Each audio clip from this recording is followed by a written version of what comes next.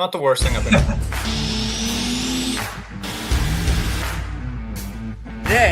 Today. Let's talk about today. Mackville Nationals state level, you have to run non-sales, wholesale.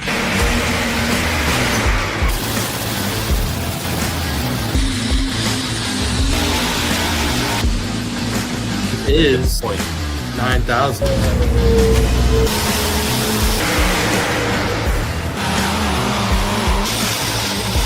The only mistake I made, I didn't put her in the registration booth with the customer.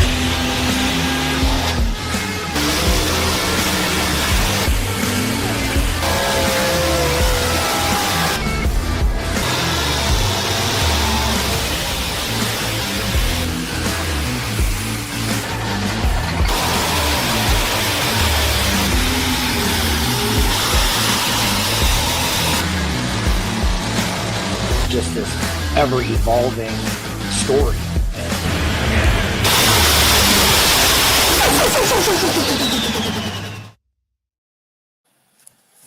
Hey, what's going on, everybody? Welcome to Let's Grow Pulling, the official podcast of the Beer Money Pulling Team and your Monday night source for pulling news, statistics, and inside stories, all things truck and tractor pulling. My name is Mike Eitel.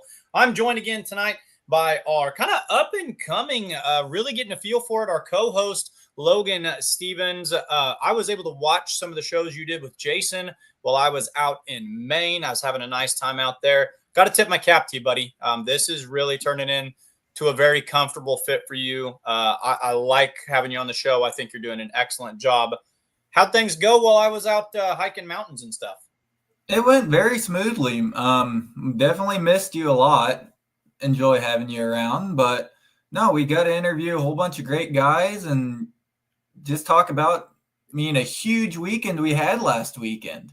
Definitely. So the 2025, as far as I'm concerned, the 2025 outdoor season is underway. This was kind of our Kickstarter NTPA Grand National Series, getting things going up in Hutchinson, Minnesota. It's a phenomenal pull. If you've never been up to Hutch, go on up there. It's a great time. And the Outlaw Truck and Tractor Pulling Association, that's where I was out in Ravenna, Nebraska, kicking off the Case IH Thunder in the Dirt National Points Series. Both of these associations have an app that you can use to follow. I downloaded the NTPA app over the weekend. It works very, very similarly to my Outlaw app as well. And we're going to be using that tonight because all your results are right on there. Highly encourage fans to do that. It's an easy way. I wasn't able to watch Hutch, but I could sit there and keep up with the results.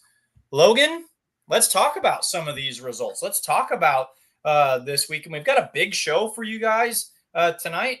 Doug Christensen's going to come on here, and he's going to talk to us about pulling right there in Minnesota.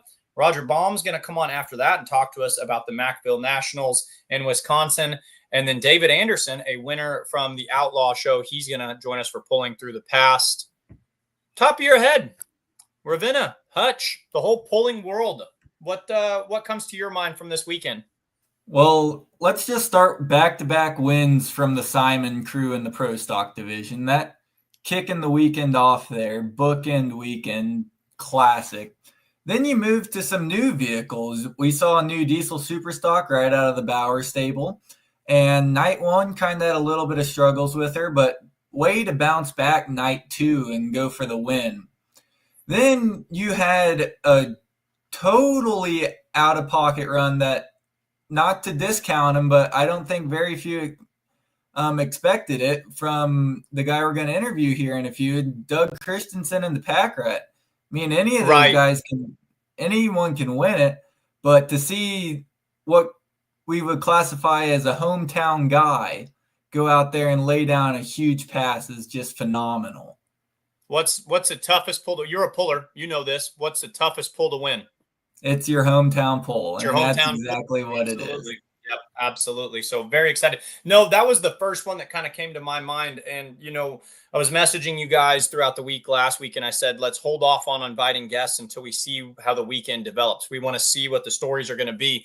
And I think Doug's story was definitely one that I think jumped into most people's mind. That's exactly what we're going to be talking about right there. Let's go back to Bauer. Yeah. So there's always a break-in period with vehicles. We saw some new ones debut out there in Ravenna. Friday night, he puts on a fire show. I think he actually got DQ'd. It looked like he had a big distance, but it looked like he might have went and dusted that chalk line.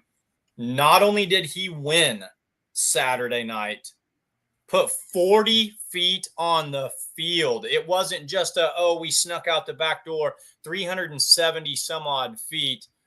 What's that say to you, Logan? What's that say about that tractor and the impact it's going to have on this class this year? There's a lot of big stuff going on with that tractor. And just knowing some of the guys behind the scenes with CJ Herr, the man behind it, there's something special with that tractor that they've figured out. Yeah, really exciting to see. I feel like so many people over the past couple of years have jumped over towards your class, got into the mini rods or even got into the mods that were becoming a very automotive driven truck and tractor pulling. And the diesel classes, especially the multi-charger diesel classes, we've seen not as much new iron. Really cool to see an established mod and mini rod puller kind of jump into the diesel game. Jump back to the dark side.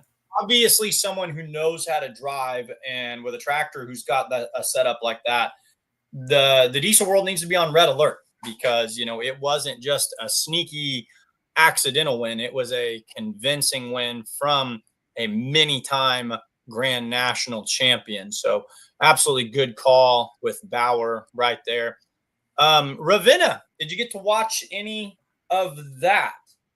I just hopped in on a few parts, caught a couple runs here and there, but I haven't had a chance to see. I know you were there a whole bunch, and let's hear what you have to say about it. So the first thing you have to call attention to is the track crew. We got absolutely saturated with moisture Thursday, Friday, Saturday. There was really never a 12-hour window where we weren't getting rained on. I bet they worked for 9 hours on Friday. I bet they worked for another 9 hours on Saturday. Absolutely never say die attitude. We had the show on Saturday and the track was actually in great shape. Really, really good track. 100 hooks in 4 hours. It was, the Outlaws came out with a bang this weekend, getting that second session off, going really well. A lot of winners, like you said with the Simons, people you expected to win. Keith Hammonds, 7-time points champion. He won again there. We saw Dustin Corliss pick up his second win in a row at Ravenna. We saw Corey Schluter pick up his second win in a row at Ravenna, another defending points champion. But our red alert, much like Adam Bauer in the NTPA, our red alert class is our 5.0 Pro Stocks with Lacey and Caden Weger, a father-son team out of Oklahoma who bought a pair of Pro Stocks last year, ran them tentatively, but then went all in on everything this year, went first and second by about 20 feet or so in that Pro Stock class, the final class of the night. That's going to be a story that we're going to need to be paying attention to out there. So we tip our cap to them. And without letting too much of the cat out of the bag, if you follow some of our other podcasts, like our Outlawed Live Tuesday night podcast, something tells me we might hear directly from Lacey and Caden Weger. So just kind of be posted with them. But at this time, let's hop back over to the NTPA. Let's talk exactly like you said, hometown pull. We'll bring on our first guest of the night, the pilot of the Pack Rat 4, Mr. Doug Christensen. We'll go ahead and put him on the show right now. Doug, how are you doing tonight? Thank you for joining us. Doing great. Wonderful. So pulling in Hutchinson, Minnesota, your hometown is Glencoe, correct? Correct. How far is Glencoe from Hutch? 15 miles. Okay, so without a doubt, Sounds this right. is our hometown pull, right? Yep, definitely. Absolutely. Tell us about Power Pull Nationals. What's it mean to you? What makes it a special pull? Just kind of start there. Well, it's a pull, it started out regional pull, so we've been there many times with the tractor and the two-wheelers. We used to help put on the pull with Ricky and Julie. Yeah. So it's definitely been there many years. Have done there really good with the two-wheelers before. How much has it grown since it started? I know it's been about 10 years since I've been up there, but there's a massive bleachers. I mean, the stands there, the seating is pretty big. and they pack them full. I mean, it was full. They hold a crowd there. Has it been that way since day one? Is this just diehard pulling country, or has this kind of grown and evolved over the years? Full. Since it's switched to the Grand National, it's definitely getting bigger and bigger. It's in this area, it's the biggest pull around for Minnesota wise, so it's definitely draws in a lot of people. Is it the only Grand National show in Minnesota? Off the top of my head, I want to say it is. Yep, it's the only Grand National pull here in Minnesota. Sure. So kind of like you're saying, that's going to be a major draw for a lot of these people. Have you pulled there in Hutchinson since day one? Has one of your vehicles always been there? Have you ever missed a year? No, we've been there every year. Well, every year that they had our class. Sure. Okay. Back when it was region, we were definitely there with all of our vehicles. Grand National, we were there every year. They had our class. Even if they had the unlimited there, typically we tried to be there and run unlimited. Sometimes we had to leave the second day to go to a region show afterwards. Yeah. Like we had to do this year with our two-wheelers. We had to go to Ellsworth with half our crew to go over there. How many vehicles do you guys campaign in the summer? I mean, I know the term pack rat's kind of fitting. I mean, you pack them into those semis pretty tight. What's your total number of toys you're up to now? We've got 5. We got 4 two-wheelers and then the mod. So anytime we go any place with everything, we have to have two vehicles to haul them down the road. We got a semi that'll haul 3 of the two-wheelers and a mod. And then we'll put the mod in a separate truck. Or if mod isn't going anywhere, then we'll put all 4 two-wheelers in the big semi. Sure. So go ahead, Logan. Okay.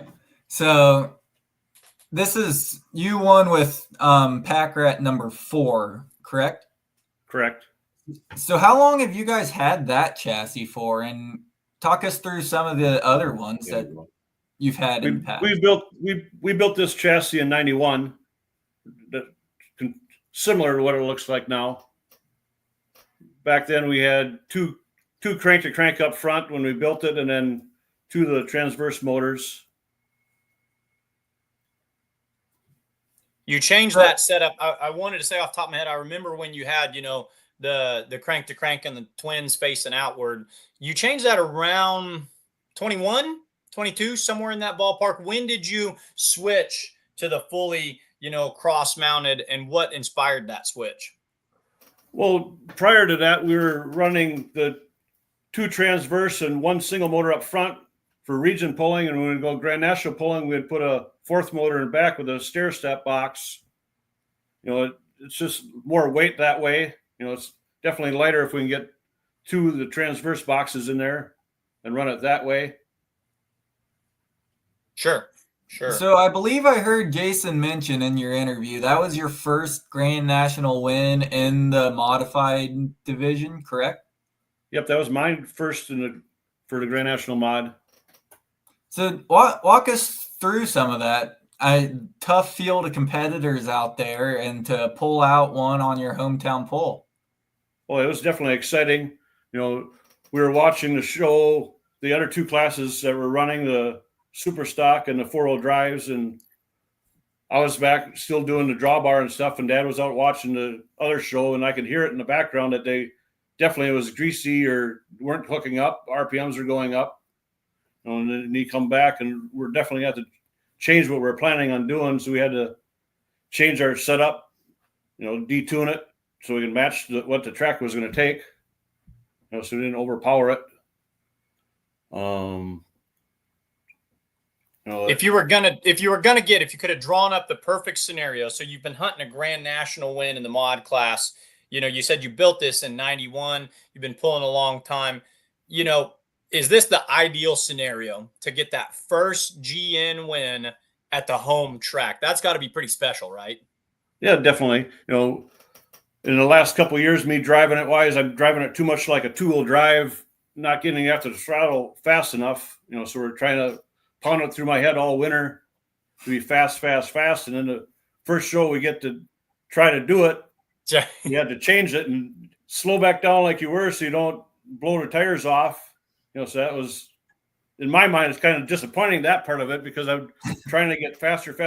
Now it screws you back up because you go out and make a beautiful pass, and now that's back in your head that's what works. Well, that works that day, but it doesn't work on a normal track. So now I got to get back into the tune of doing what we were planning on doing all winter.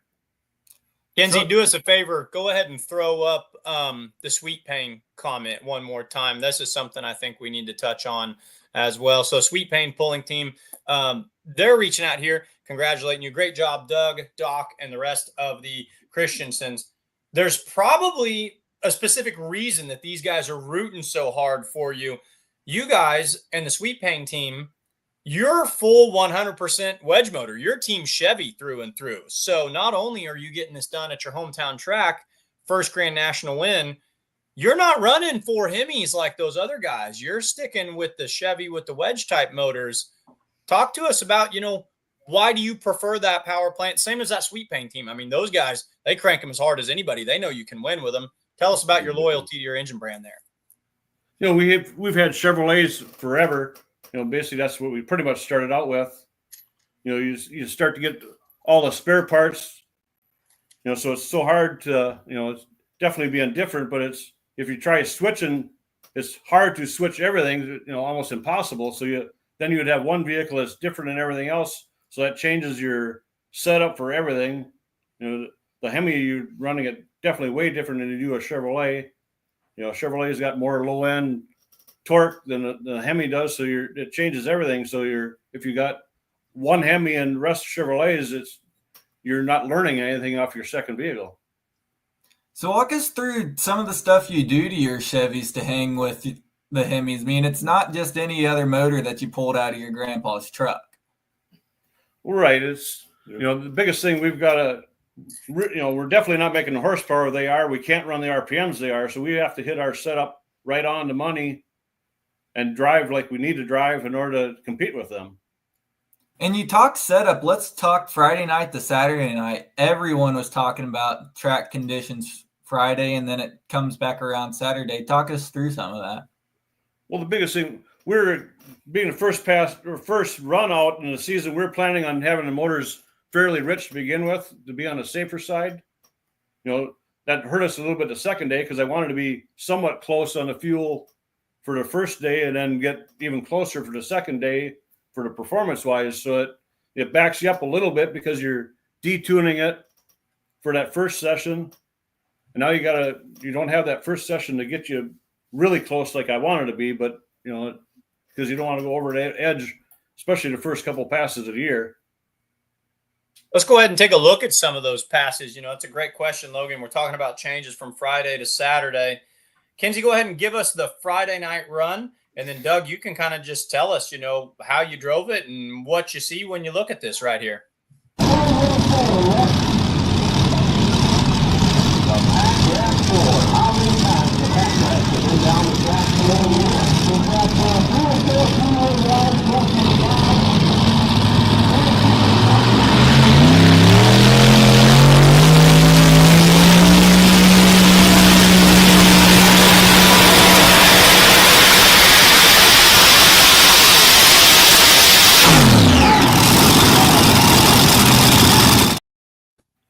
Smooth as glass, A to B. Tell us about it. Basically, I drove it like I have been driving it the last couple of years on the slower side, but it very smooth, no hop at all coming out of the gate. So it just hooked up, and as soon as I opened it up, it just launched it and took off. Front end was balanced perfect. We were just off the ground, so it was getting the most drawbar we could. Did your throttle, you talked about wanting to get into the throttle more quickly, more aggressively this season. That was one of the adjustments you were wanting to make. But then you said, on Friday night, the track wasn't going to take it. Did you find a happy medium, or did you go back and drive it as slowly as you would a two-wheel drive? Pretty much. I went back and was driving it the way I was last year. So it, definitely had to get it back into my mind and not to overdrive it and blow the tires off. And so it was hard to do. Because I was trying to pound it in my head to drive fast. And, I couldn't do that on Friday. The one thing you've been working on all winter long, the day of the pull, you've got to throw out, you've got to kind of call an audible and get rid of the playbook and go back to what you know. But that's got to be kind of fun because it all works out for you, when that comes around right there like that. Saturday night, how'd you feel about your run? Obviously the results were very different all the way across the class. Would you have changed anything, or is that just how pulling goes sometimes? Definitely disappointed wise. The track was a lot drier than or extremely dry compared to on Friday. So when I ran, I think it was too early in the class. I needed to drive it. Still think I needed to drive it harder than I did, but it just felt as I was opening the throttle, it went away. So it's luck of the draw. Yeah. It would have been nicer to be later in the class. As it got later in the class, they were driving it harder and faster on the throttles. Where'd you hook Friday in the hook order? Friday we hooked sixth. And at what point did it kind of start creeping into your brain? We got a shot at winning this doggone thing. There's always a lot of mods coming after you. Was there a point in there where you kind of thought, hey, we might walk away with a win tonight? It was a lot of hope that we had it, because we've done good on these marginal tracks. Dodge City, Kansas, went down there with a tooler and one down there. Toma a couple of years ago when it was a little bit greasier, we ended up second or third with the mod. So we've been able to match the horsepower to the more marginal tracks where the other guys will blow their tires off. So we just got to do our thing. Is when the tracks are marginal, we can do a good job if we do everything else right. That's one of those where you've got the opportunity. It's just a matter of capitalizing on it. And so after your run, you had to have felt like, hey, the weight was perfect, the balance was perfect. I capitalized on it. It had to be a pretty good feeling. It sounds like the stars kind of aligned right there. Well, definitely a good feeling, but just sit back there and watch the next 5 or 6. That's really hard because, just like Rockwell last year, made a really good pass and sitting up there, but then a couple guys started creeping by us. Like, we weren't sitting at number 1 down at Rockwell, but it's hard sitting back there watching those guys coming. They're tough competition, so they got a good chance to just roll right on by us. So let's talk some of the future stuff. Are you guys running NTPA the rest of the season, chasing points, or what's kind of your guys' plan? Good question. Yeah, we're definitely running Grand National points all season with the mod, and then we're running region points with the two-wheelers. Okay. You talk two-wheelers versus mods. Which one you like more? Oh, definitely the mod. Two-wheel drive is way slow. Well, we talk way slow. What about if we stick you in a mini rod? How about that? I don't have no interest in no mini rod. No, I watched Dad get his head hit in the roll cage, and I hit my head in our mod a couple times already. It ain't no fun. I know I got the seatbelts better in there now, so I hopefully ain't moving around when you get a rough ride. So that try to keep the head off the roll cage. It doesn't do you no good. Logan, you ever get banged around in the seat of yours? What's the wildest one you've taken in your mini? Really, I've been pretty lucky. We've been relatively tame with our setups, and we haven't had a rough ride at all. So I've been really lucky with all that. Probably the roughest ride I've had is in a two-wheeler. Tell us about that. When did you hop into a two-wheeler? We have had a two-wheeler over the past few years, and it recently just went out to California. But shoot, put me on the spot. I can't remember. But got behind two-wheeler and had a mag issue while the front end was 4 foot up in the air, and it drops you right on your nose. So it's one of those deals. But no, driving a mini to a mod to a two-wheeler is 100% completely different things. Yeah, definitely. Doug, while we're on it, so you don't want to get banged around in a mini rod. I don't want to get banged around in any of them. A microphone has more than enough horsepower for me just as it is. What's your wildest two-wheel drive ride you've taken, and what's your wildest mod ride you've taken? Well, a wild one, we've had years back that sleds, sometimes they'll get the two-wheelers hopping on the other end, and I was actually hopped on the end of the track and actually bruised my tailbone bottom of the seat because the seats are so close to our drive shaft going through there, and actually landed on that drive shaft and bruised the tailbone. So that was bad. Yep. That was a bad summer. There ain't no good way around that. Well, and then once you're bruised, that probably doesn't feel real good trying to climb back into the seat the very next day and weekend after weekend to hop back up on the pony, you know? Driving wasn't no problem. You just totally ignore that. It's riding around in a semi going down the road. Yeah, sure. Walking around is no problem. A two-wheeler, you just totally ignore it. You're just gone off your mind. But You had riding no down the idea. road, that was terrible. You had no idea Minnesota had that many potholes until you were in that position. So you've got 4 two-wheel drive trucks, 1 4-engine modified. That's at least 8 blown injected Chevys right there. Surely you got some extras laying around in the shop somewhere. How many V8 supercharged Chevys would we find in the Christensen shop if we walked into it at any given time? We've got 12 or 13. All running and ready to go at all points in time? Well, no, they're not all ready to go yet. We're still finishing one up for our S10 right now. We get put together, so we're ready for our next regional hook. Just ran out of time to get that one done. How does one come to have a collection that large? And what's it take to keep that many of them freshened and tuned up and ready to go? Well, the biggest thing is we don't normally sell much, you know. Sure. Back rat. You I so say there's the name. We had someone asking about the name. There No. it is, right there.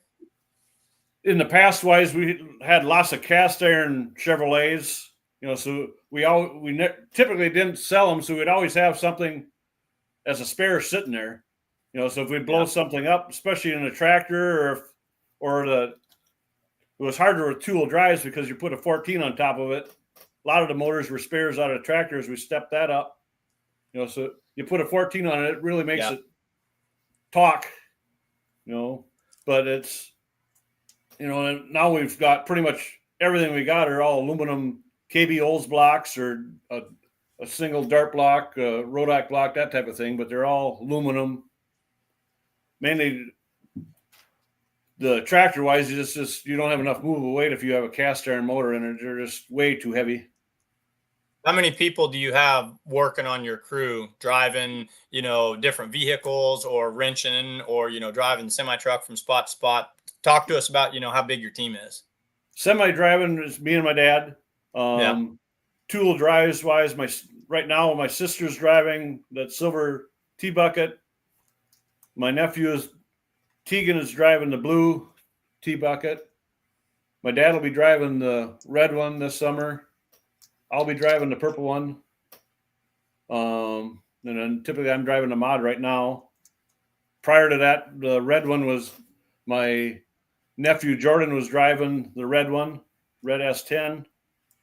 You know, my brother-in-law Rick started out driving the silver one. As we're building that silver one, Kim happened to get pregnant when she was supposed to start driving it, so he ended up driving it the first year, and then she took off after that. You know, then in that whole time, that was what, in 2007 we built that one, I believe. So we talked mods, two-wheelers, and that all day. Have you looked at a class and say that would be fun just to take one trip down the track in, or if you could build another vehicle that wasn't a mod or a two-wheeler, what would you jump into? A couple of times I had a small chance of driving a super stock, you know, Elke super stock, but it never happened. Yeah. You know, I've driven four-wheel drive modified trucks before. I drove Dean Turnings quite a few times. You know, when he couldn't get there, we would actually drive his rig to the show and drive it and bring it back home and park in his yard. What do you like about a four-wheel drive truck, and what do you not like about it when you compare it to a two-wheeler or a mod? It's boring compared to a two-wheel drive. Darn front ends on the ground. You get to steer it. What challenge is that? Kinsey, I can see Kinsey laughing in the background. I'm a huge four-wheel drive truck fan. That's my favorite class. And she and everyone else tells me, you know, Mike, come on. They're naturally aspirated, four on the ground. I get it. So she's having fun because you're siding with everybody here. No, I think taking one of those two-wheelers down the track, that's a class that is really, really growing on me. I think that would be a phenomenal rush.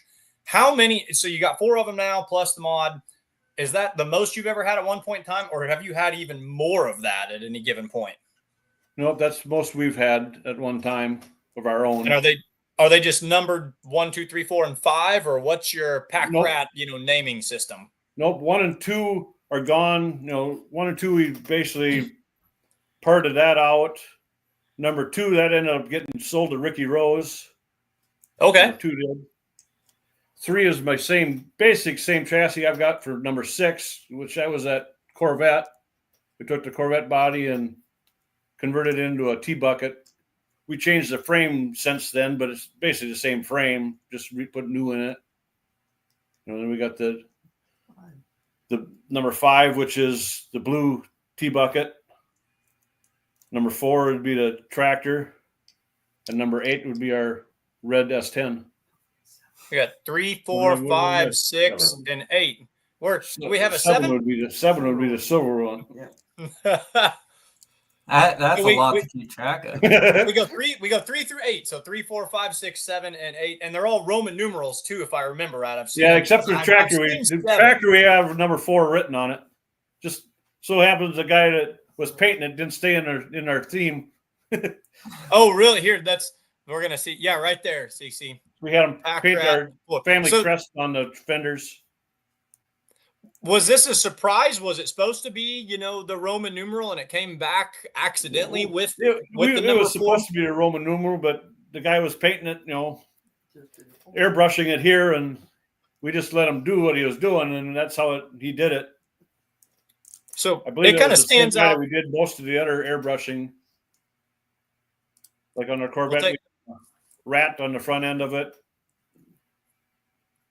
The family crest, that was always a neat one too. I mean, to me, the vehicle is insanely recognizable. It's one of those that you walk to a track, you say Christensens are here, that mod stands out. The crest, that's not a common theme in pulling. I mean, you see a lot of same stuff done again and again. Tell us about what inspired this, or is there some big meaning? I mean, are you guys long lost German royalty that we're not aware of or something? Dad picked that out. Dad had that. That wanted that painted on it. It's a sharp looking mod, and you said it's all painted too. In the world where everything's gone wrap, this is a full paint job. Yeah. Basically, we've been able to keep these fenders without too much damage since we built it in '91. So the fenders are basically original. The paint-wise, we've never had to. It's got a few dents in it now, but we haven't had to replace it or anything like that. While we're scrolling pictures, I'd be remiss if I didn't show this one. Chandler, who works here at the Beer Money Pulling Team, is just has a phenomenal eye for photography and pulling. And I just loved this shot right here. Zooming in on the eyes, you've got your face shield up. What's going through your mind right now? This is, obviously post run, and I think this is even post Friday night. Zooming in on that focus, what are you thinking in this photo right here? Was that Saturday or was that Friday? Friday night. That looks like Friday. Just couldn't, Dad and Tegan were going, elated on the sidelines wise, you don't, on the seat wise, you really don't, you're so concentrated on making sure you're staying straight on the track. You're really not paying attention how far you're going. You're just trying to go as far as you can. So you really don't realize until you come to a complete stop and look around and try to figure out where the heck you're at on the, you're past the leader flag. So you don't see that. So you really don't know how much farther you went past them. It was a fast ride. Yeah. It was a beautiful pass. Love looking at that one with you. Well, we're running right at about our time right now. Want to give you just an absolute congratulations. First Grand National win, does it with the quad Chevys, the Sweet Pain guys. I know that they're, sticking their chest out because you Chevy guys, you're big believers in this. And that's kind of winning one, for the underdogs out there. So really fun story. Grand National win, hometown track, doing it with the unique power plant. I'm just going to turn it over to you. anybody that you would like to thank or any acknowledgments, the floor is yours and you can say whatever you want to say, Doug. Biggest thing, we got to thank Paul Gillen with Justice Brothers, our local distributor up in the Midwest. They've been with us since 1974. They've been with us this whole time through good years, bad years, always with us. Not a huge sponsor, but some financial and then products. That's been great with working with them. Sempico, they're definitely help us out. All the family, we definitely can't do it with everybody. If everybody's with, we got 19 people with. If my brother and his kids and stuff start going with, but they've got brother used to drive also, so he was, he's got kids in sports wise, so that's what he's concentrating on. He was out helping me at Hutch with the rest of the team up over in Ellsworth. Mom always with us, almost at every event, if not at every event. So it's just so much fun with the family. Revere Welding. We got Revere Welding with Adam. That's a nephew. That's my cousin. He helps us out a lot. Anything we need welded.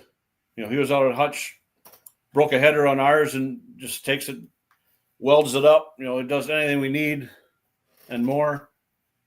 It's big help. Takes a lot keeping 13, blown Chevys in line and doing what they need to be doing. Just congratulations, man. Super cool story. Picking up the win.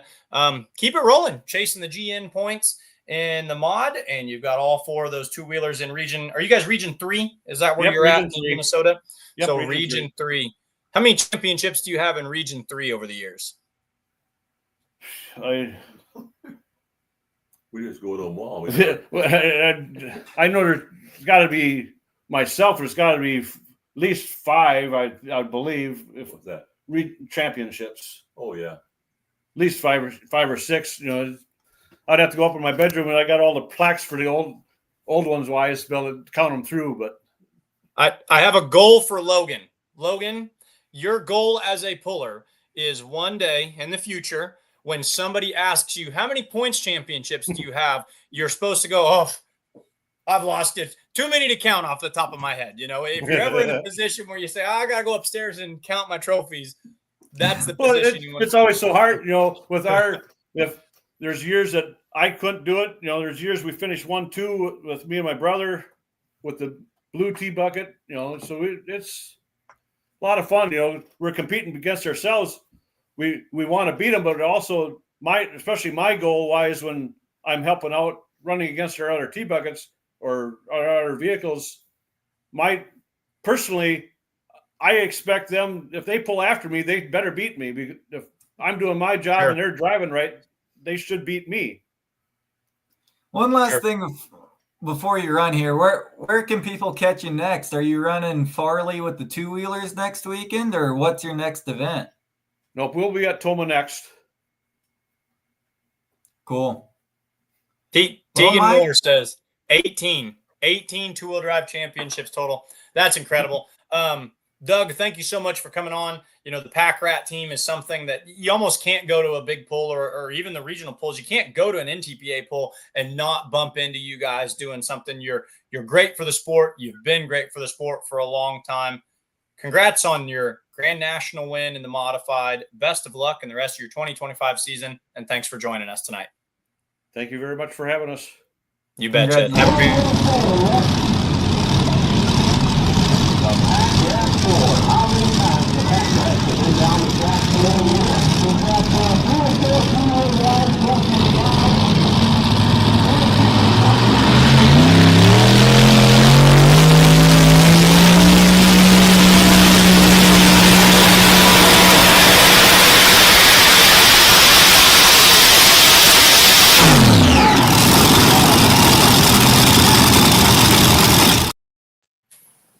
All right. How cool is that, folks? That was Doug Christensen with the Pack Rat for picking up his first Grand National win in the modified as hometown pull, Hutchinson, Minnesota.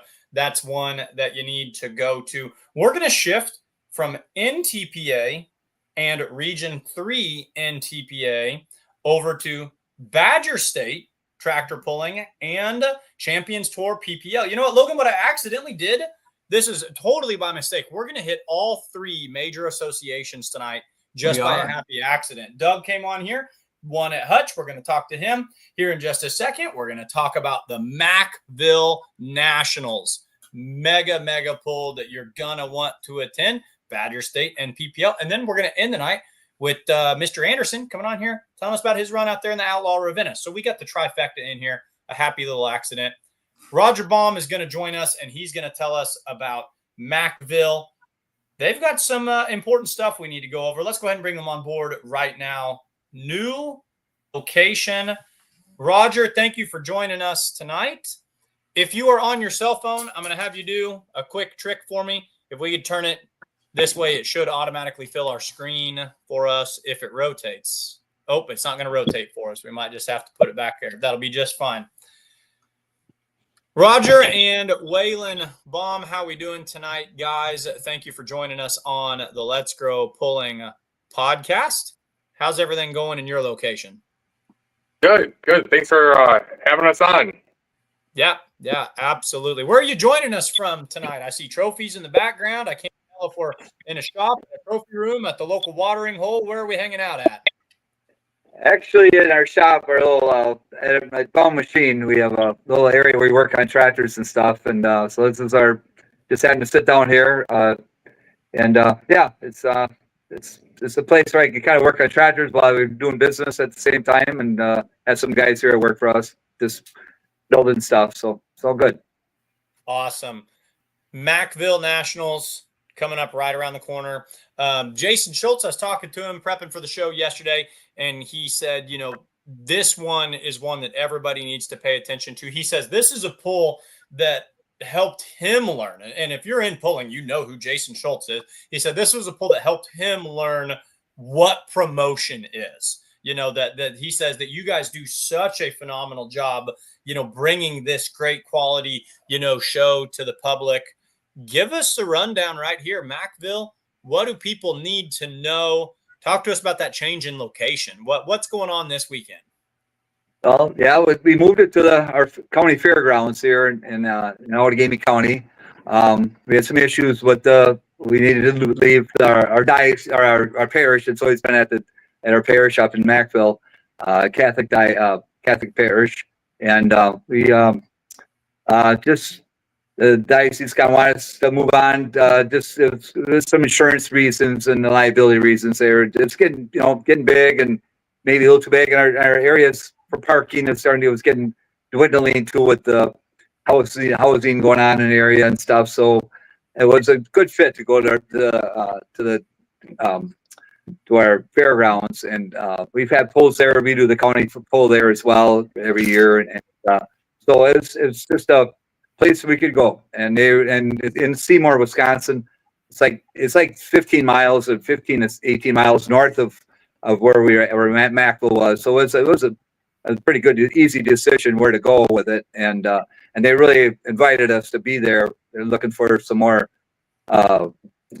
people seeing the grandstands and seeing the fairgrounds. I'd probably never been to the fairgrounds in this area. There's a lot of people that just come from the city and from Appleton and Green Bay, and just don't get a chance either to go to the fair and they have racing every Friday night, oval dirt track racing, 3rd mile stock cars and stuff like that every Friday night. So they're trying to see it be a win-win as far as getting more people out to the fairgrounds and enjoy our pull besides just being there.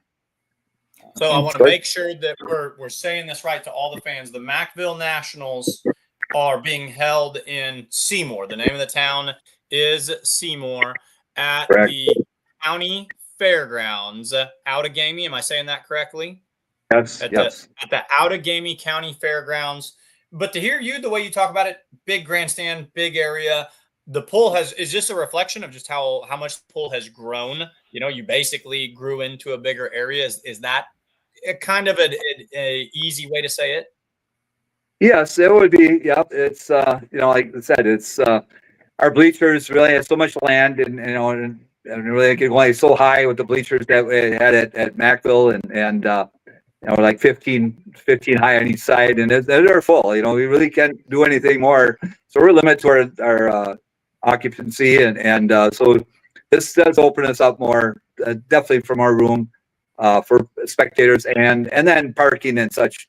We used to have to park down the road, and now we're and different area. People walk for quite a ways to get there, and we hire buses and bring people in. Now this is all right on the grounds. There's like 50 acres there with the track and all, and a lot of pit area, and again, just parking for the spectators and such without having to drive or bus anybody in and stuff like that. And it's been growing. We've been keeping it going every year, and after 49 years, it was hard leaving. Don't get me wrong. It was hard leaving the parish as the facility, because everybody put their time and energy into making every year a little better, and building our own little pulling world there, but it's the way things go. You have to move on, and we didn't want to stop, and we have the support of our parish, all the parish members. It's been really good support. That's really what really kept it. If I couldn't get that kind of people helping out, that that would have been really tough. Then not to just give up, but just doing it. They're up there tonight. A lot of the people were tonight working and getting this switched over. So it's well worth it. It's not only for our parish, but the whole community. I think looks forward to this event. It's just like I say, going on so long. There's a lot of grandpas and fathers and young kids, and it's based for the whole family. A good place to come. And coming quick it is, starting here in just a couple days on Thursday night. How's everything shaping up with the grounds, the track, and more importantly, how's the weather looking?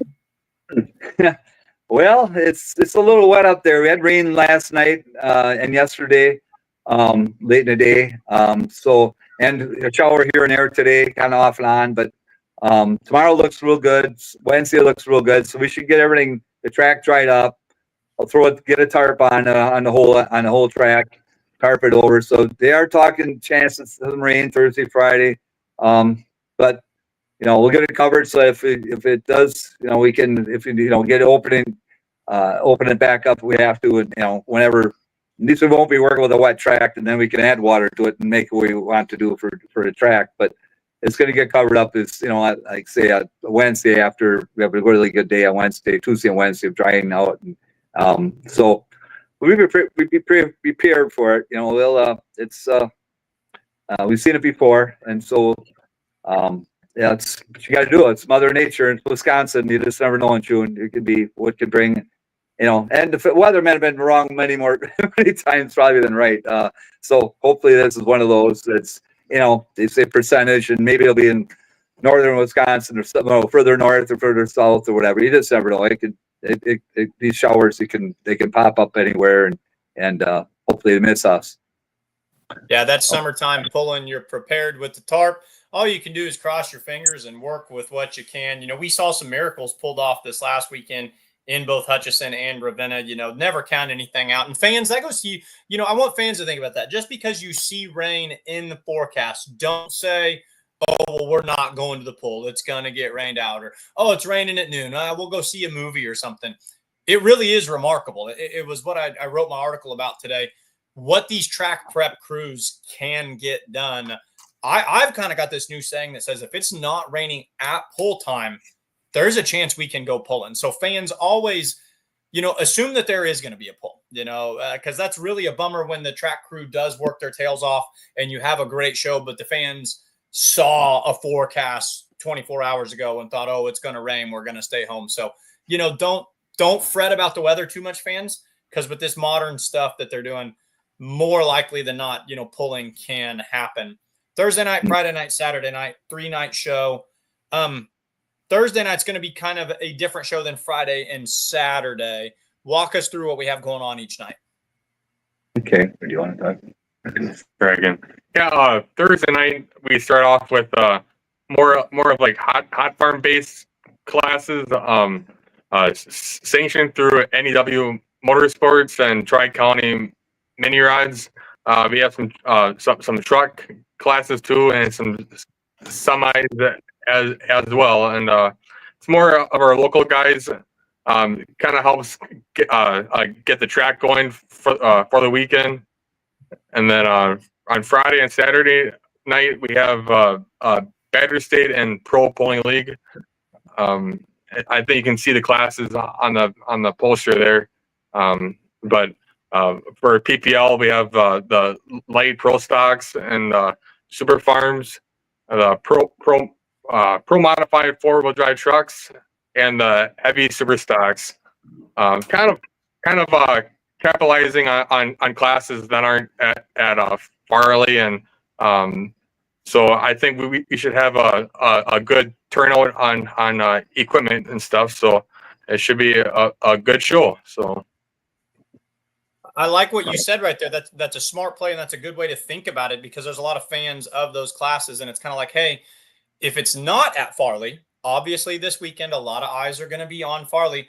But if your class isn't at Farley, there's a good chance it's up at Mackville, so don't think that, they're not pulling anywhere. As a matter of fact, I watched a 4-wheel drive truck load onto a trailer that is headed your way no less than about an hour and a half ago. I was over in Macon, Missouri, and Mr. Cody Lewis was getting everything buttoned up and ready to go. He's going to be up there this weekend with his fired up truck. That's a good lineup of classes just on the Champions Tour side. But those Badger State vehicles, those are heavy hitters as well. Tell us about some of them that are going to be pulling with you this weekend. yeah, we got the 2-wheel drive trucks, light limited super stock tractors, the 3.6 diesel trucks. I think that's it for Badger State. But yeah, it should be a very good variety show. And we're looking forward to it all. So, what time do gates open every night? What's it cost to get in? Do we need a pit pass? Tell the fans everything they need to know to make sure that they're armed and ready to have the best time possible. Yeah, the gates open at 2 hours before the post starts. So on Thursday and Friday night, it's a 7:00 show, so it's open at 5. Sunday or Saturday, then it's a 6:00 show, so they open at 4. $25 for adults, and yeah, we have veterans and senior citizen discount, $5 at left, so it's $20 for the veterans and senior citizens, and then kids 11 to 15 or $10, and 10 and under are free. Yeah, it's we try to keep it affordable for the families to come, and we do this thing called Dash for Cash. I don't know if you ever heard of that. Is where we throw a bunch of money out at. Well, we put tarps out on the track, and then we get all these little kids from 14 or 12 and under come out in like 3 different groups, and they go out and we throw $1,000 worth of coins out on the track, and they go grabbing that, and yeah, it's unreal to see 300, 400, 500 kids out there at one time just going crazy after these coins, and it's a traditional thing we've done every year, and it's called the Dash for Cash, and so it's a fun thing to break up the night a little bit to get the kids out running around and having fun. You'll see the kids moving faster than some of the tractors going down the track, and that I like traditions like that. That's every pull, the big ones and the special ones, there's that unique thing that people kind of associate or they affiliate with them. It's cool to see traditions going like that. Logan, were you starting to say something, buddy? I was just going to follow up on some of the fan amenities stuff. How about for some guys coming further out of town?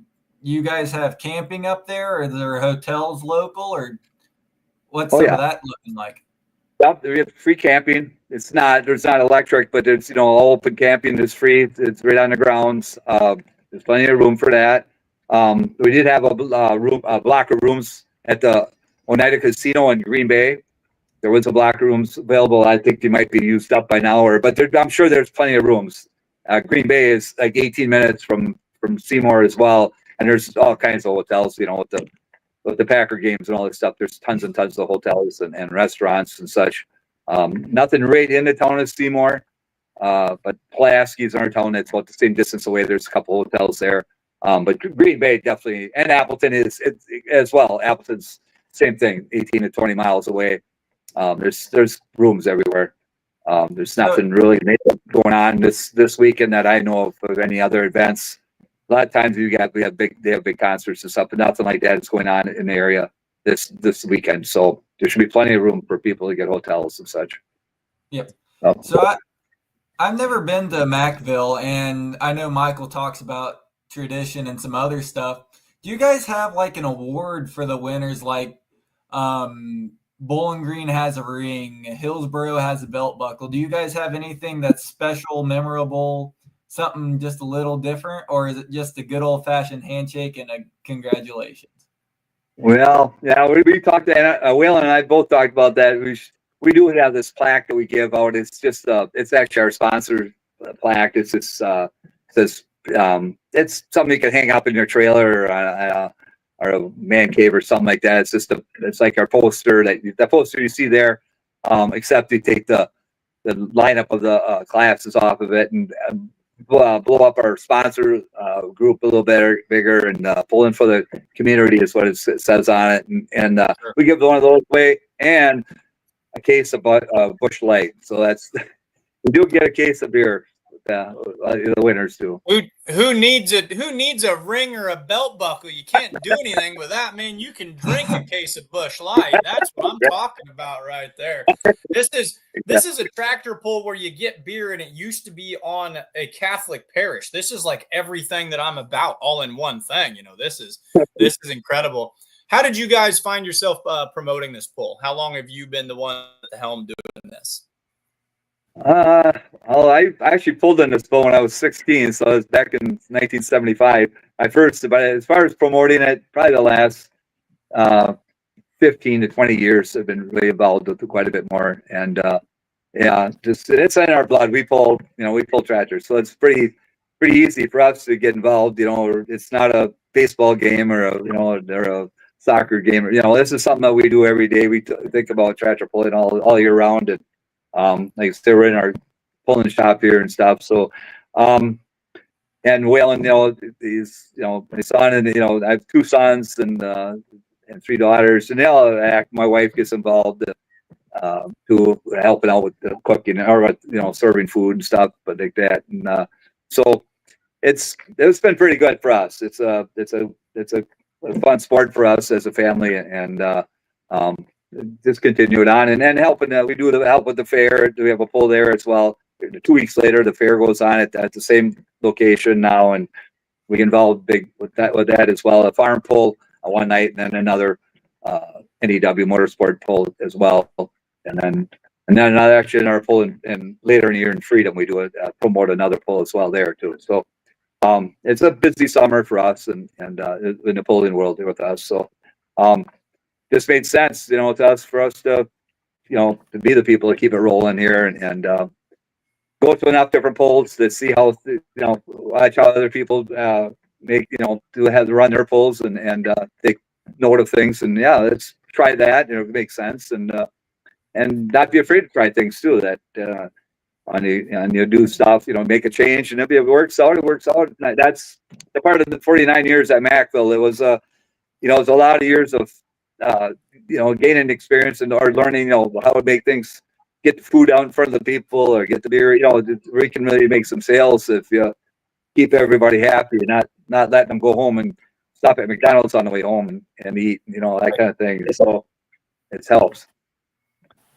What are some of the best parts or the most rewarding parts of being a promoter to the sport you love? And what are some of the hardest or the unseen challenges? What do you love about it and what's tough about it? Well, I love it when you see the grandstands full and sure. Butts in seats. That's that's the biggest thing, and you get compliments from people and sponsors, get more sponsors that you've never, people calling you up and say, hey, we want to sponsor your event, and that's a good feeling that. And we're very fortunate for that, and that we don't have to be hunting down sponsors, and it's just really makes them feel good, and you must be doing something right, and and yeah, the people come back every year. You get these calls from people that, like I said, have their grandpa, their dads there, or their great, then they bring their little kids along, and then they have the dad, and then you got the grandpa, and maybe a great grandpa, and all. They've been here, it's going on 50 years. 49 this year. Would have been 50 it wasn't for COVID. So you got that long, all these families that have been coming, and it started as a little parish pool. It just started as a little guys get your tractor, neighborhood, get your tractors all, and let's hook on a sled, and so it's grown to a really pretty nice, and we're fortunate just to have a church that was willing to stand behind it all these years to let us do this, and hard to leave that, but it's part of life. We have to move on, and if it's not working, if we can't. That's the day the IAC, or the world is with the insurances and stuff like that. That's what really came down to it is with the lawsuits and stuff that can happen out there. That just puts a pretty tough. How it is these days, pretty tough. You talked about sponsors, and I can see several on your banner down there, and I know how important sponsors are for just a single poll or even a whole association. Why don't you take a moment and just acknowledge as many sponsors as you'd like. We're spot on for time. We're not rushing for time too much. So I'm going to turn it over to you, and if you need to give some sponsors some shout out, go right ahead.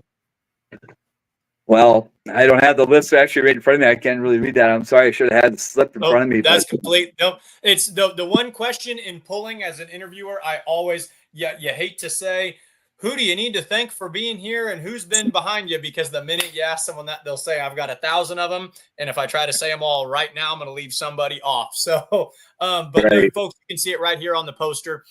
Sponsors are an integral part. And like you said, you're doing something right when they're calling you. What advice would you give to a new promoter? If someone was getting out there, if Logan and I decided tomorrow we were going to, start the state line showdown right on the Missouri-Kansas line, and we were going to promote a pull, what advice would you give to new promoters out there? I'd probably start kind of small. Don't overbook small steps. Don't overbook it's to me anyways. I mean, that's just because that's why I run my business as well too. I started pretty small and grow a day, every year, and that. Hate to see something go and then you get a sour taste, and the sour taste in a lot of people's mouth without, if it didn't turn out right, the way you expected, weather and everything could draw and then you don't want to start in a hole or, without, be out of money before you make anything. And that's, to me, that's kind of my, whether it's my business or if it's something like this. I do run this kind of like my business. I try to, because it is, and especially when you're working with other people, we're working with the parish, money and stuff, that's what this is going for. Isn't just a free for all, and it's what I want to see, what I want everybody to see or to enjoy and stuff. And so that's why we try to, even with the classes, we try to break it up so we have a lot of variety, not just all diesel and all, there's people like diesel tractors, there's people like the trucks, try to nice variety to try to please everybody, or try to keep everybody gets their chance of what they like to see it. And it's that's just coming from what I got thoughts are, and but it's been working for us. Yeah. So it started off as a smaller pull at the local parish. It's now out at the county fairgrounds, Champions Tour classes. You've been integral to the development of this. People know Mackville. It's one of those, you don't have to say the state behind it. You just say, we're going to Mackville this weekend. Where would you like to see this poll go 10 or 20 years from now? If you could say, here would be my vision, or here's what I'm hoping for, what would it look like in the future? I think we'd maybe pick up some bigger sponsors. Besides, I will say I have, there's 4 big ones, and Jody Noble, sewer and construction, and Trico, Bill Rasbeck, he's been with us. He's got a construction company, and he supplied all their equipment. And Bush Lade, I wanted to at least say those 3 at least, without, they're really huge sponsors. But that is, I would like to see that kind of thing. If we could land some more, now that we're at fairgrounds, I think there's a little bit more site for growth in that area, where there's the parish was great, but I think it was maybe people didn't really want to maybe get involved with having to being at a parish or whatever. And I think this is actually opening up, and we really see some other larger sponsors that come through, which is huge. It'd be, I'm just, as I think during the day, maybe we should talk to these people or these other outfits that might want to be at it now. There's a lot more exposure being at a fairgrounds, and I think that's got we got something to work at with that kind of deal. That's one of the things that to see, and right, with the bigger sponsors, then we'd have more potential of maybe some bigger classes too, and maybe some growth that way, but yeah, and the facility is really good. I mean, it's a racetrack, but it's they have inside. We have a track that's it's not racing you're not pulling on the racetrack. It's separate from the it's just inside the oval. Yeah. So it'll be stuff to be at the fairgrounds or at this track. So there's gonna be some improvements to make things better. Definitely, it wasn't built for this pulling, so we'll be making that. And they're all open. The Fair Association, that's actually it's one of 3 fairs that's not owned by the county. This is actually owned by a fair association. So it's regular guys, me, just regular good old boys that are they want to see some people that have never been to the fairgrounds before to be here. So that's what they really invited us to move this pole there, and so it's a win-win for them, and that's what they're hoping to be a win-win, to get more people to this fairgrounds that never been, and along with the racers that race on Friday nights, that they're looking to get people to see the facility and to know that it's that close to home from Appleton or Green Bay. It's a nice place to come out and enjoy. It's a really beautiful facility. Awesome. So to recap, go ahead. I've always been told that Mackville is second to none, and if you ever have the chance to go to it, go to it. So maybe we'll have to get you guys set up with a Champions Tour mini class or something.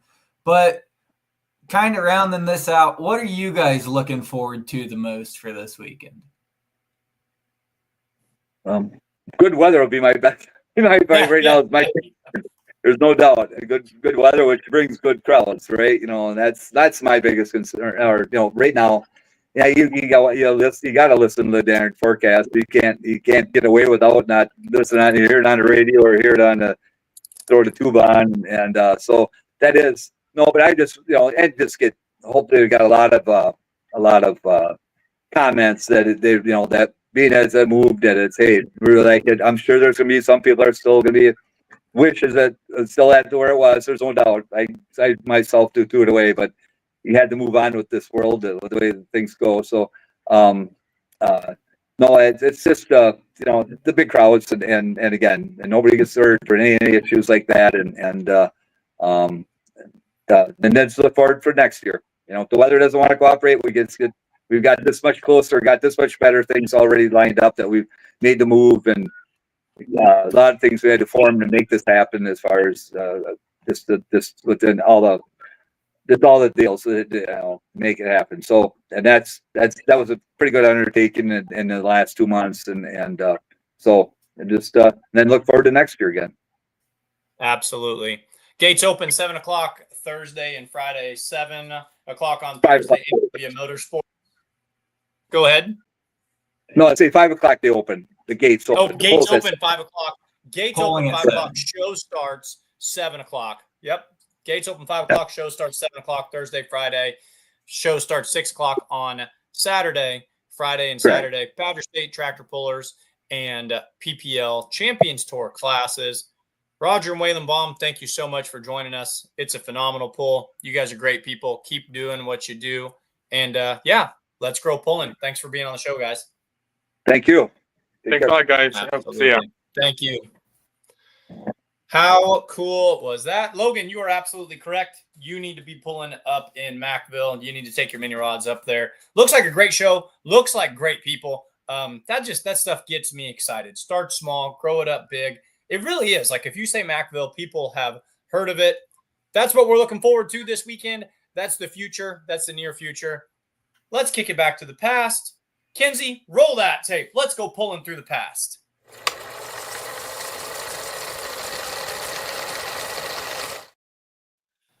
All the way from the bustling metropolis of Green Top, Missouri. I tell you what, it's a town that you don't want to hit it at rush hour because I don't know if you'd ever find your way out of it. Go ahead and bring him on board right now, Mr. David Anderson. David, if your phone will flip for me, turn your phone this way. We'll see if it'll rotate and we can fill the screen. Some of them do. There we go. Got the whole big screen on here now. Green Top, Missouri. Can't even hardly get through that place, can you? Big town up there, right? Well, yeah. Quite a metropolis. David, it's about like. Go ahead. I keep jumping over you.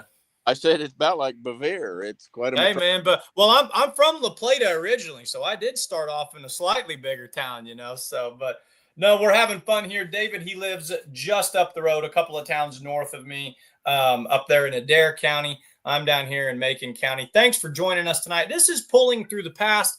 This is a segment where I go through some of my old personal pictures of pulling vehicles. And I try to track down where's the vehicle, where's the driver, what's going on, where did they go. Fun one here because we definitely have a vintage pulling vehicle, but this weekend it came back out with a whole new setup. And boy, oh boy, David, you got to be pretty pleased with how that tractor ran in Ravenna this weekend, aren't you?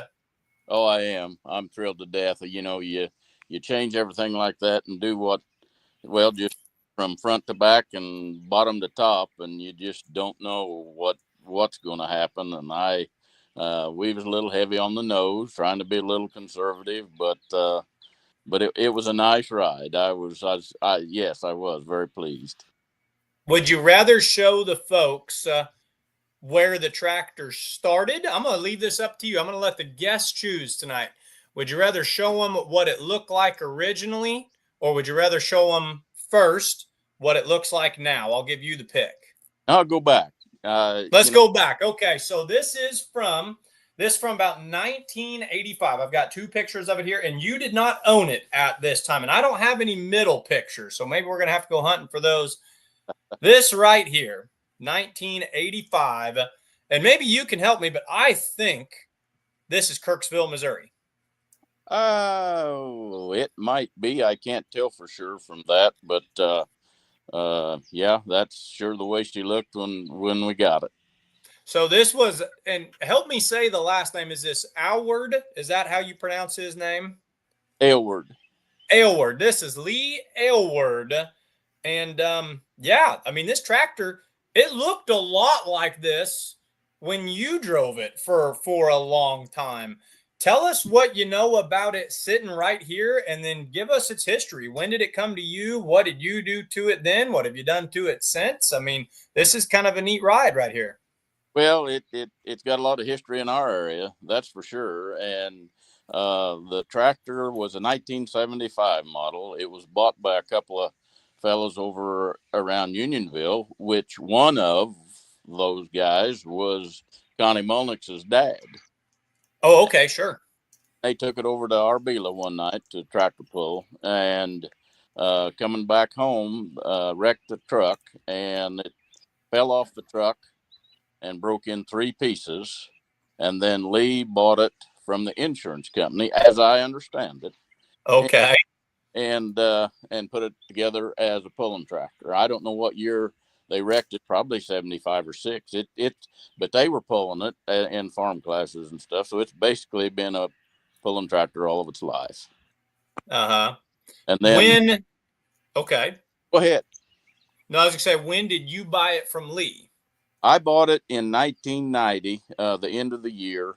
And my first year was 1991 with it.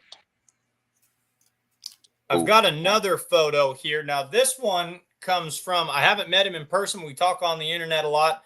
Originally, I believe he's from Clarence or Shelbina. Now he lives up in the Des Moines area. Jim Harmon. I don't know if you've met or know Jim. He was a flagman for TPM back in the day, and he does a lot of antique promotion. So he's got kind of a blurry picture of it here, but he told me that this was the same one as well. Right. looks like it. Yeah, Yep. the wheel weights on the back, and that's what they did back then. The tractor, 9,500 pounds is as light as I could go whenever I bought it. That's where Lee had it, and that's where we pulled it. I think the first year I went to Louisville, I thought it was, which was right after he pulled it one year. Well, in 91, he pulled it in Louisville, and then I pulled it there the next year. And I think 10.5, I think, was the class that I pulled it in. And if they had a 15,000 pound class, that's where he went with it. So you've had it to Louisville. Did he take it to Louisville? Yeah, it was kind of funny. Lee kind of got a little pneumonia and wasn't feeling well. And he was up in Bloomfield, Iowa in the hospital. So I went up to see him, and I had bought the tractor, and that was been, I don't know, late 90 or early 91. And Lee was talking, and we were, visiting, and he said, he just kept talking about Louisville. He said, I've got it entered in Louisville. And he said, oh, really? I said, really? Yeah. I said, well, that's a heck of a place to start, Lee. And he said, well, do you get nervous? I said, well, not so bad, but I can't see smoke. I've never ran that thing. It's kind of well, he just kept talking about it. And finally the light bulb went off. I said, do you want to pull it down there? And he looked at me and he said, I'd like to one more time. Oh, so, that's neat. That's neat.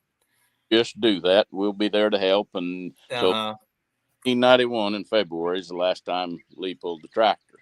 And then we brought it home to his house and tore it apart because the clutch, that was the year that SFI came into play and the clutch needed certified. And he said, I will get that done for you before you take it home. So I worked with him to do that. And we got it all put back together. And then we brought it to our house. What kind of success did you have with it? I mean, this thing pulled from the 90s all the way up into, I can remember watching outlaw pulls on YouTube with the Masters of Entertainment group in 2015, 2000, late 20 teens, and you were still running it.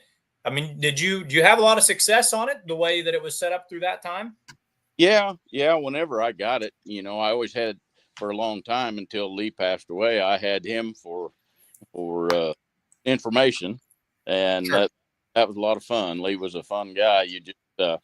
He wouldn't start the conversation. You had to start it, but then he was very, very knowledgeable and fun to talk to. He'd sure visit with you, and he'd come over and help me work on it at my house once in a while, or I would need to take it over there for him to make it more convenient for him. But through I think I won the points in the 9,500 pound class of this TPM the first year.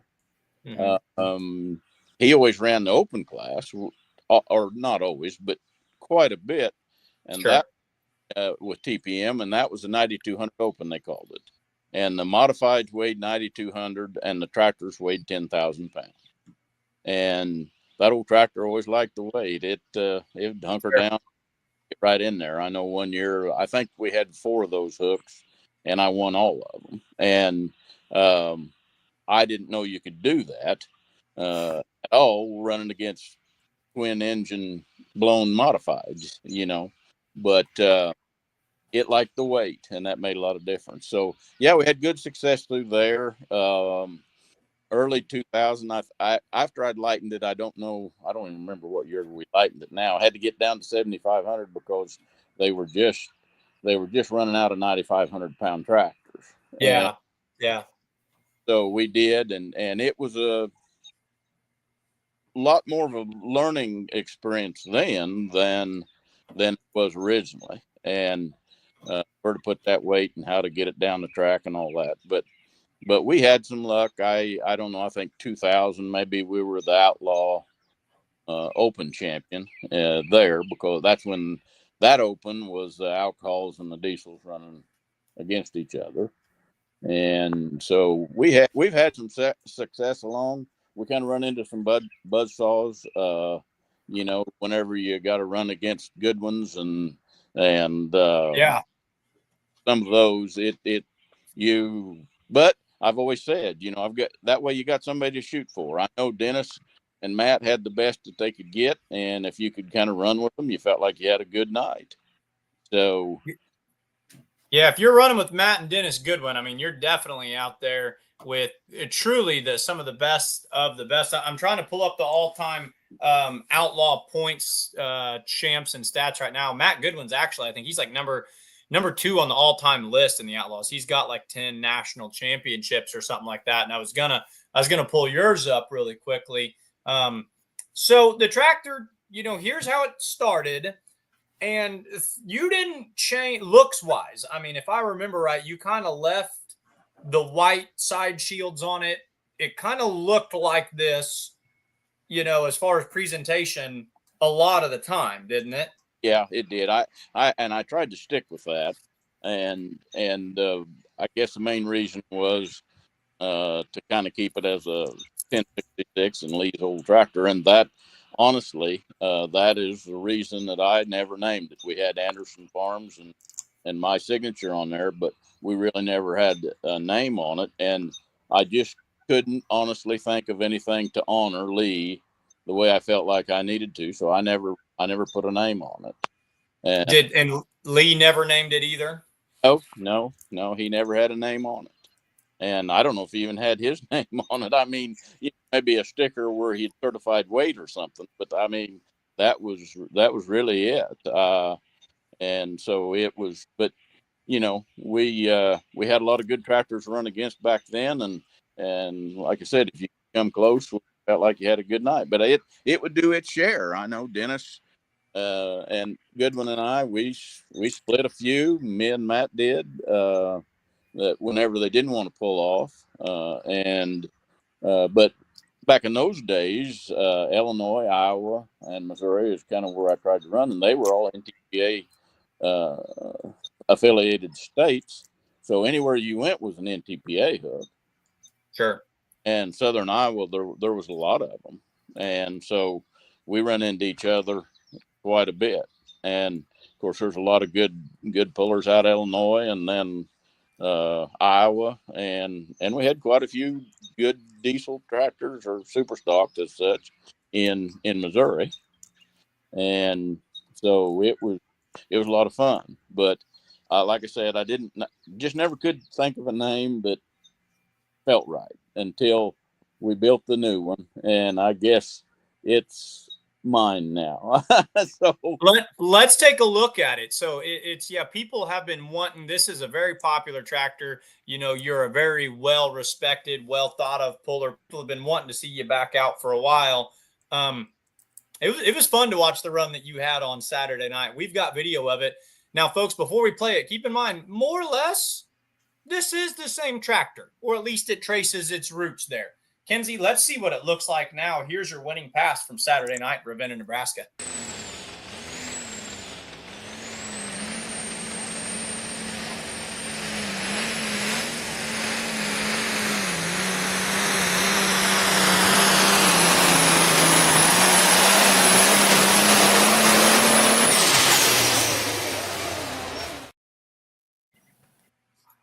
Tell us about everything that's changed from this picture to that video. Or tell us everything you changed from you last at it to what it looks like now. Well, I may be giving away something that you'll want to use as a trivia question down the road, but and people have asked me, and the only thing that I can think of course, some of the stuff that I had, the seat and some of those things, the computer and my engine is the same as it was when I was last running the tractor. But the only thing that from the first picture to now that I can think of is the throttle handle.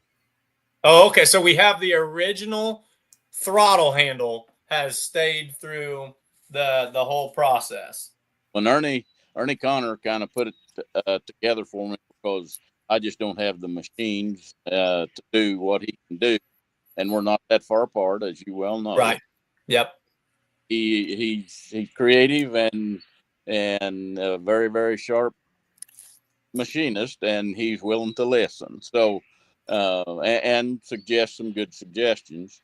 And so when we went to doing it, starting in, it started with an Engler chassis. I've had it sitting around for quite a while, and we finally decided we was going to have to build it. And we stiffened it up, done some things because Tim Engler had built it as a light super. He told her, and he said, "Don't let David put that in the heavy class. I built that as a light super." Mm-hmm. And I asked Ernie, I said, "What do you think?" And he said, "Well, Tim overbuilds everything.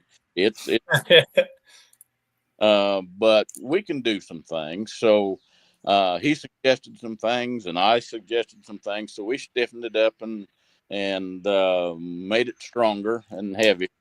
And so I'm comfortable with it. Between those two guys doing what they do, I'm not afraid of the safety at all. And so that's what it is. And then the sheet metal, Ernie built that. Originally I was thinking about, when we went to the component, maybe going with a 1456.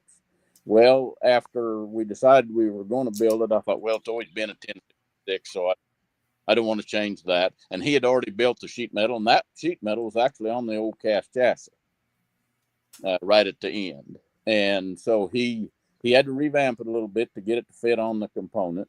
And that's what it is. Now I've got a local body shop that's painting it. Joneses are very, very talented. And he's not going to let it out of there until it's right. So I told him the other day, I said, "Brian, I got to go to Nebraska with that thing." He said, "Well, I'll epoxy the sheet metal, come and get it, put it on, and we'll go. You can take it." And I said, "Well, I'm going to oil it down probably." And he said, "Well, if I epoxy it, it'll clean off okay." So he said, just come and get it." So we did, and it's all fit back on there. We had to do a little tweaking to do that, but we found all the holes and got her on there. So that's epoxy. That's why it looks like it does. But I'm going to try to go back kind of to the old look if I can. It'll have the red grill, red hood, the white down the side. I may, on the graphics, whenever I put the horse on the side with the shoeing nails sticking out of his feet for the roughshod part, we're going to have some chrome vinyl on there if we can get it to look right. But it'll still have the cream or the white and the red, and it'll still be an old 1066. The best I can do for right now. So you said it too. After all these years, after falling off the trailer and then getting bought from the insurance company and turned into a puller and having a historic last ride at Louisville, and now going through Engler and Connor, which, by the way, if you're going to build a new tractor, Tim Engler and Ernie Connor are a pair of names that I would not mind having work on my tractor. After all that, David, you've named it, and I love the name. We were talking, a couple days ago. Tell them again what you named it and explain the name to us. Okay. Well, we named it Roughshod. Yeah. How I came to that, I like to watch Gunsmoke, those old westerns. I was sitting there watching Gunsmoke, and they were talking to Quint about doing the horses and how good he was and all that. And it just kind of hit me, roughshod. Wonder what the actual meaning of that. You always hear about people riding roughshod over somebody, and that sounds kind of mean. So I thought, well, yeah. And so I did, and what it says is leaving the spike sticking out the bottom of the shoe on the horse so you get tracks. Well, that's kind of what we're after. And so I said, "Laura, what do you think about roughshod for the name on the tractor?"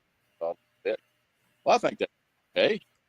So as you gone into the definition, on down through that, it says that if your horse is roughshod, you're in battle with another man on a horse, which we do that all the time, tractor pulling. If your horse is roughshod and you can get that man knocked off of his horse, your horse can do a lot of damage to him and his horse. So I thought, well, I don't think I'm that mean, but it sure sounds like you're trying to be aggressive, and I think that's kind of what you. It's a great name. It was fitting too, because when you brought it out with the primer gray on it, and she wasn't all put together, it kind of had that rough and tumble, but still sleek and aggressive look at the same time. Rough shot. I like what you said. After 30 years of paying homage to Lee, well, now it's yours. And David, it's been yours for a long time. The Anderson Farms machine, or Lee Aylward's tractor. It's a historic tractor. And we love that something like this is still going. It's really neat. Pulling through the past usually is just finding the old picture. Well, right. In this case, we found the story, and, the heart of this tractor, or the soul maybe of this tractor, it's still out there and it's still doing its thing. Thank you for joining us tonight. Hey, you're number one in points right now. We're going to see how this season shakes out. I'm sure I'll be seeing a lot more of you. Best of luck in 2025, my friend. I appreciate it, Mike. That's sure the plan, and I look forward to seeing you and everybody. The hats off too. While we got a chance for the Ravenna and the Outlaw people, that was just beyond the call of duty, and they done a beautiful job, and it turned a mess into a wonderful place to be. I've got to imagine you've been pulling for a long time. Have you ever had a better track at 9 o'clock at night compared to what it looked like at 9 o'clock in the morning? Is that the biggest? Would you have ever guessed? You'd have thought maybe we'll go pulling, but it's going to be a greasy mess. That track looked like it was perfect. Oh, it was great. Yeah, I would have never guessed that. I would have, I heard it raining on the truck that morning. So we're done. We might as well start her up and head her back to Missouri. Some of them were talking. They said, we're going to try her. Okay. But and then you just had to get out of the way because things was happening, and they done a beautiful job. It's been a long time since I hooked it anyway, but a long time since anybody was on a track that nice, especially at Ravenna. Had to deal with. Right. Absolutely. They worked their tails off. It was, a phenomenal job. It's why we love pulling. David, thanks for joining us. I really enjoyed this. Best of luck the rest of the year. Thank you, fellas. I really appreciate it as well. Thank you much. Yep. All right. That was David Anderson pulling through the past. Logan, tonight was a fun show. We got to talk a little PPL up there at Mackville. We got to talk some NTPA Grand and Regional National out there in Hutchinson, Minnesota, with a hometown winner. And we got to take a look at kind of the whole history of a tractor, someone who's been pulling a long time. Didn't know that. Imagine, you sell the tractor, but you want one last rodeo on it, and the guy says, hey, here's the keys for Louisville. I mean, that's neat stuff right there. Super nice guy from the Outlaws, David Anderson. That's pulling, buddy. Where are you going to be next weekend? Next weekend, we're giving a shout out to one of our good pulling friends that does a great job with event, Gail Lutz, out at his place, Cherished Acres Garden Tractor Pull. Hopefully the rain holds off for that, and we get to have a good showing in there. And then after that, it's full bore. Let's get this Grand National season rolling. Absolutely, folks. We'll be back next Monday, 7:30 every single Monday night. Let's Grow Pulling. Mike Eitel, Logan Stevens. It'll be after Farley. They'll be after Mackville. There's a lot going on. We'll have a lot of stories. Can you this time next week? There's going to be a lot of big stories. Multiple people holding on to a $50,000 pulling check. That's going to put the world on fire. It's going to be a media storm. It's going to be awesome. Thanks for everything you do, man. You're doing a phenomenal job out here. It's just great having you on board. Folks, thanks for watching. Have a great night. Mike Eitel, Logan Stevens. Let's Grow Pulling.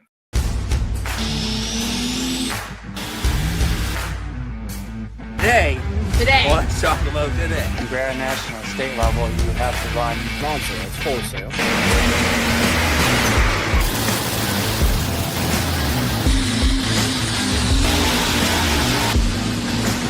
Is like 9,000.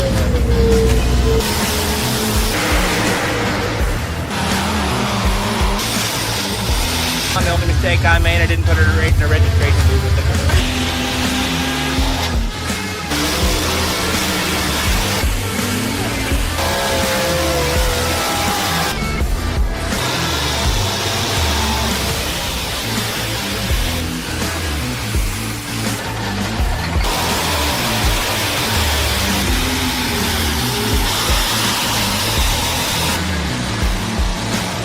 just this ever evolving story.